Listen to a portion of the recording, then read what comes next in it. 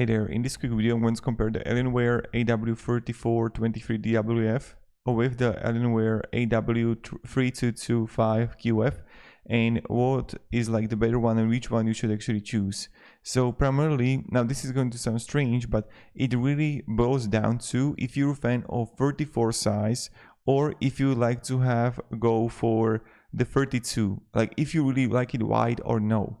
Now, because when I was like researching this, and what I found out is that many people even reported is that the 32 offers a clearer picture, higher refresh rate, less scroll fringing on text, and more actually space to work with.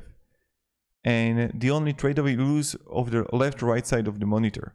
So now, if you're looking for the ultra-wide like aspect, yes, that 34 is way to go, but this is like really depends, because when I looked on the reviews, they are really similar regards to quality and performance and things like that.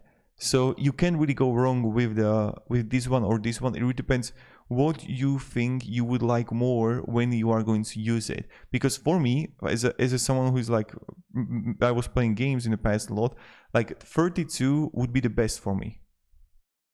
I wouldn't really like playing a video game right here, but if I would be playing some kind of like racing game, maybe I would enjoy it. Or if I would be working and I need a lot of space that you have like a lot of tabs open, then it could be better. Now, when we're going to look here on more things that I wanted to show you, where is it?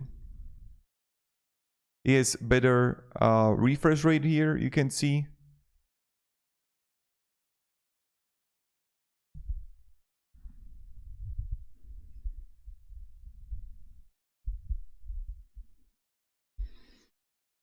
Better native resolution is here.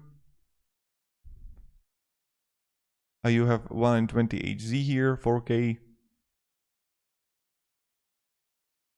And here you have 2 HDMI for the QF and rated speed you got. Oh, you don't have audio out. That's like another important thing.